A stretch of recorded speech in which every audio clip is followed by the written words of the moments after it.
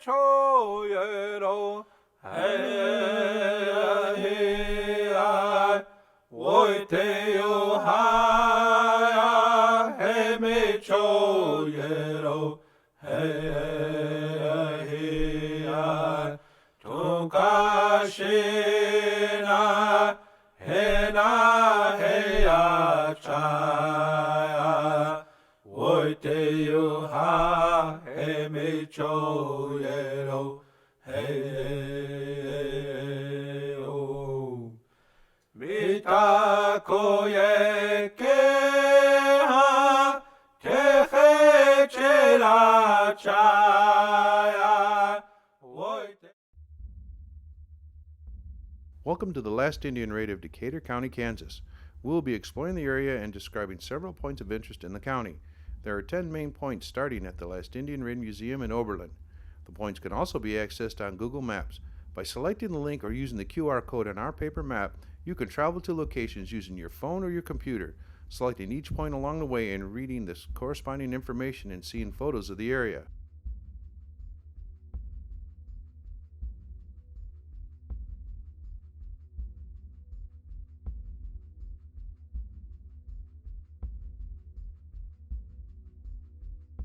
On Sunday, September the 29th, about 9 miles south of this location, the Northern Cheyenne had committed their first act of violence in this area, on the North Fork of the Solomon River in Sheridan County.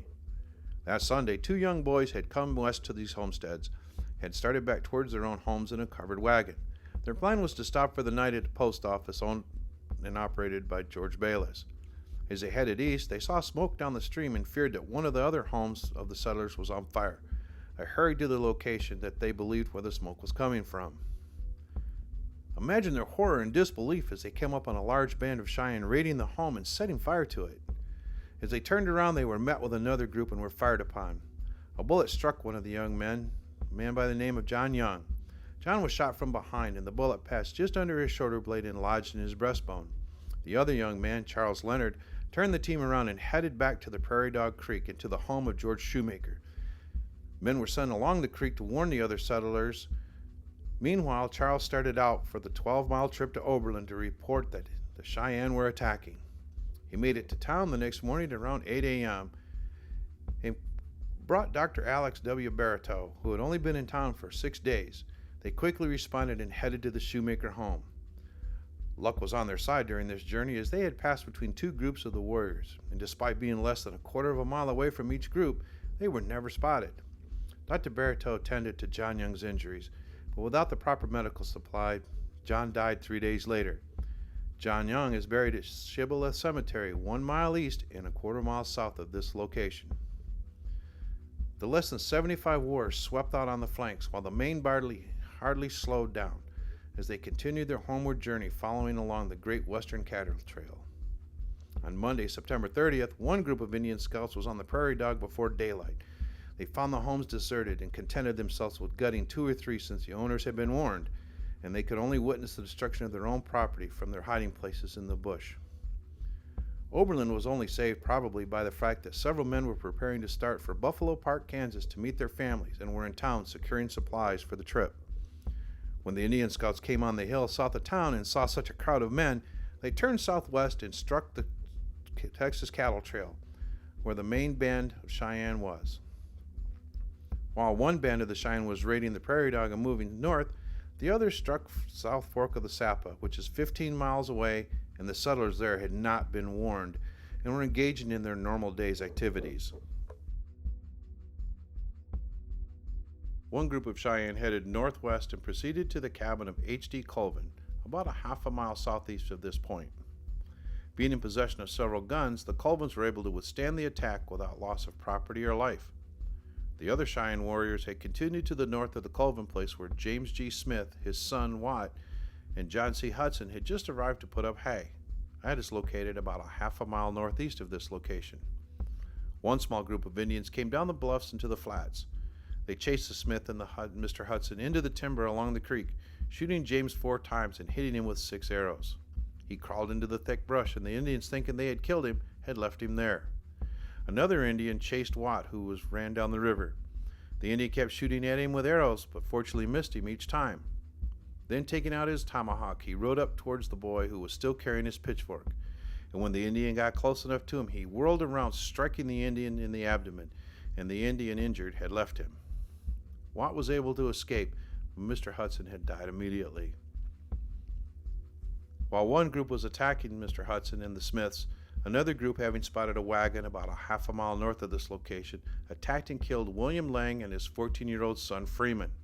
The Langs were on their way to the Kerwin land office to pay for the land that they had preempted on. Two young neighbor ladies, Louisa and Eva Van Cleve, were in the wagon with them. The ladies were on their way to Norton for schooling since Oberlin didn't yet have normal training.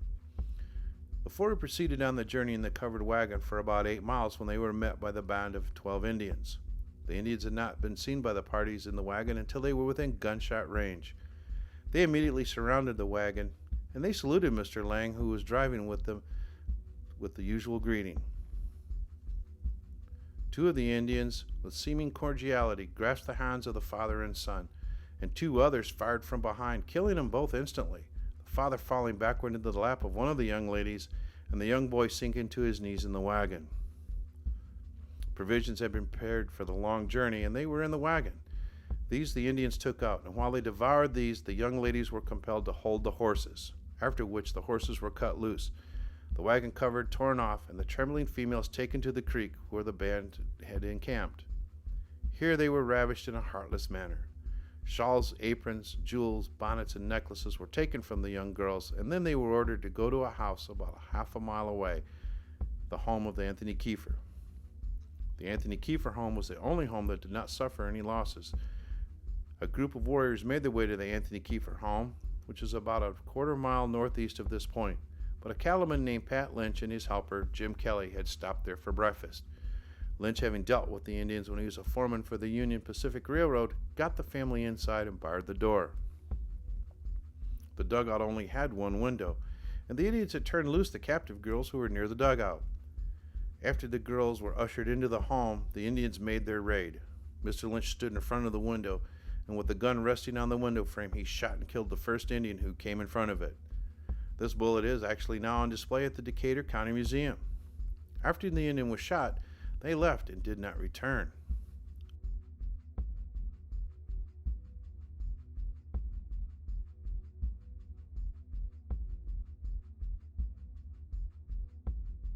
Moses Abernathy and Marcellus Felt were out rounding up cattle when the Indians overtook them on the hill southwest of this location. Abernathy once said to G. Webb Bertram when asked if he was not afraid of the Indians, he said no, he had treaties with all of them. George Frederick Walters, who is the son-in-law of Moses Abernathy, had been to Oberlin with a load of lime when he saw the Indians coming up from behind him. He unyoked his oxen and tied them to a wagon wheel. A diligent search failed to find Walters. He doubtless ran into the bushes along the creek for about a mile southwest of this point, but had been shot and died there. When the prairie fires were burned off several weeks later, his body was found and buried right where it laid. 10 years later, the body was exhumed by the GAR and laid to rest with other victims of the raid. Seeing Abernathy and Felt shot, John Irwin of Kerwin, Kansas, and his friend W.M. Lull ran for their lives. They were in a dugout southeast of this point and could have defended themselves as if they had guns, but became frightened. They attempted to unhitch their horses and ride away, but were killed before they could unhitch. Irwin fell to one side of the wagon, Lull upon the other, near the horses' heels. The Indians, not content with shooting them, took a new axe which was in their wagon and struck it into the back of the head of one of the men at the base of the skull and left it buried to the handle. As the different groups of warriors made their way, they came to the homestead of Ferdinand Westphalen, that's south of the creek.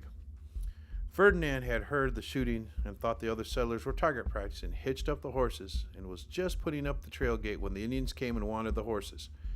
He refused, and the Indians shot him, and the oldest boy, John, who was on his pony. Mrs. Westphalen was shot in the shoulder by an arrow because she refused to give up her money. The two older Westphalian boys, Peter and Bill, ran for their lives while Miss Phelan took the other children and hid in the tall grass until late that night.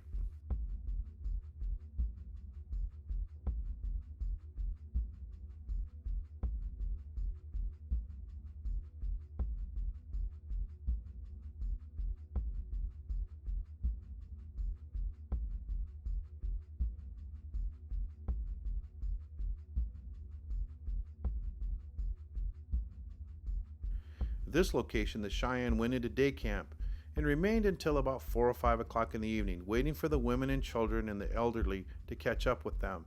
During this time, Eddie Race and Elvin Judkins were on their way home from the Judkins cattle ranch in Oberlin. They were riding into the Brindle place for dinner. Seeing the Indians, they actually thought them to be a bunch of cowboys in camp and did not discover their mistake until it was too late to get away. Several Indians rode out to meet them, jerked the bridle reins out of their hands, and took them into the camp on the run. They took their horses, saddles, bridles, blankets, and everything of value, even taking their cowboy hats. They were turned over to the squaws, who threatened their lives by brandishing butcher knives around their heads as if to cut their throats or scalp them, and persecuted them in various ways. Finally, old Chief Dullknife took them by their hands and led them to about 50 yards out of the camp and gently said to them, "Go east." They made their way to the Kiefer Ranch that afternoon and later on into Oberlin.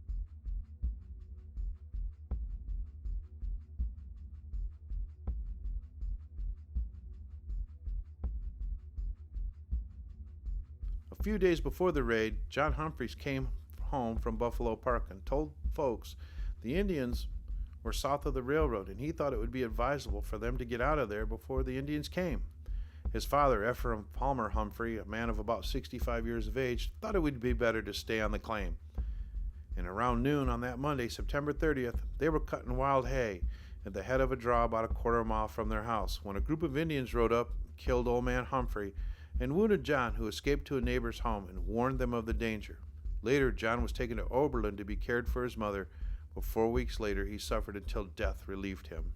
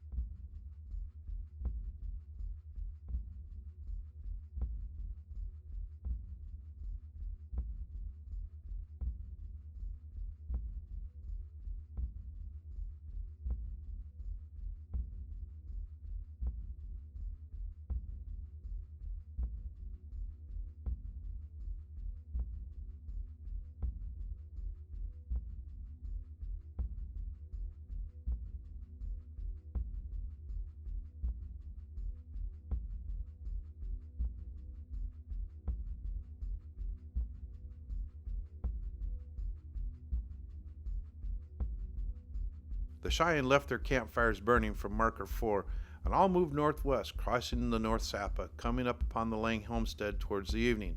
Shot and killed John and William Jr., who were working in the field. The Indians were further enraged because the Langs had been collecting old teepee poles and were using them for firewood. They brutally... Wow. Point 6. The Cheyenne left their campfires burning from Marker 4 and all moved northwest, crossing over the North Sapa, coming upon the Lang homestead towards the evening. They shot and killed John and William Jr., who were working in the fields. The Cheyenne were further enraged because the Langs had been collecting old teepee poles and were using them for firewood. They brutally ravaged Mrs. Lang and the two older girls. Then they put all 3 girls between feather ticks on the bed and set fire to everything that would burn and that was not useful to them. Mrs. Lang, dazed and suffering from the abuse, finally drug herself and the girls out of the house, hiding for a time in the brush along the creek. And the 4 walked 8 miles into the night to the safety of the Kiefer Ranch, arriving about 2 o'clock in the morning.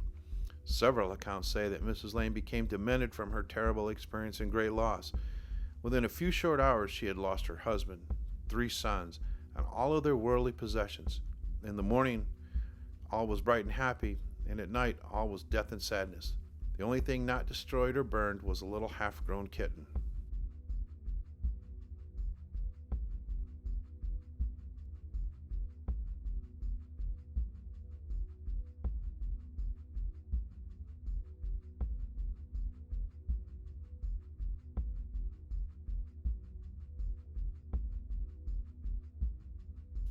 At night, the Cheyenne headman took the women and children across the moonlit Sapa divided them down along the deep canyon of the Lamb's Draw that opened up to the Valley of the Beaver.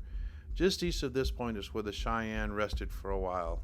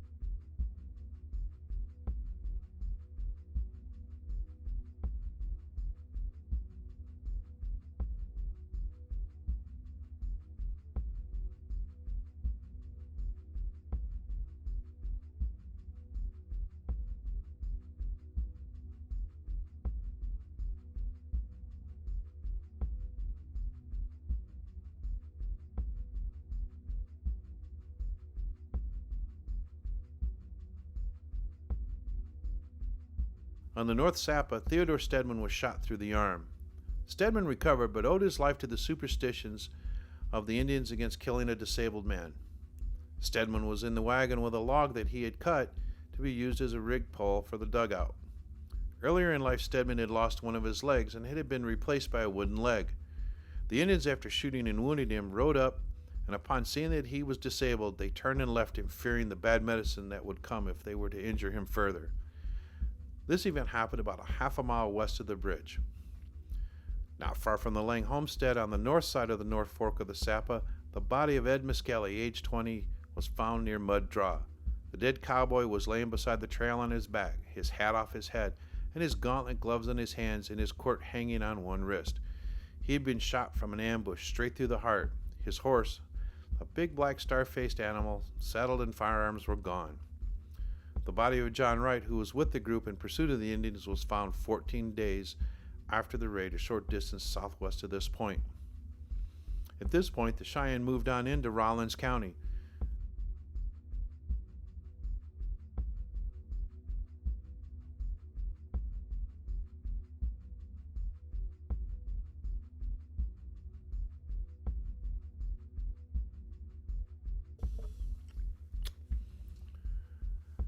Point 9.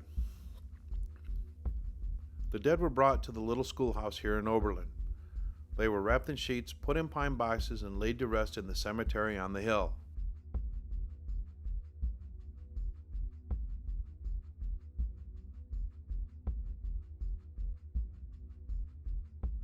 A monument was erected by the state of Kansas in Decatur County in Oberlin Cemetery. $1,500 was appropriated by the state, and to this was added $300 by the Decatur County from the general funds in 1911. Imprinted on the memorial is, in memory of the pioneer settlers of Decatur County, killed in the last Indian massacre in Kansas by a band of Northern Cheyenne Indians, September 30th, 1878. Wow, that sucked.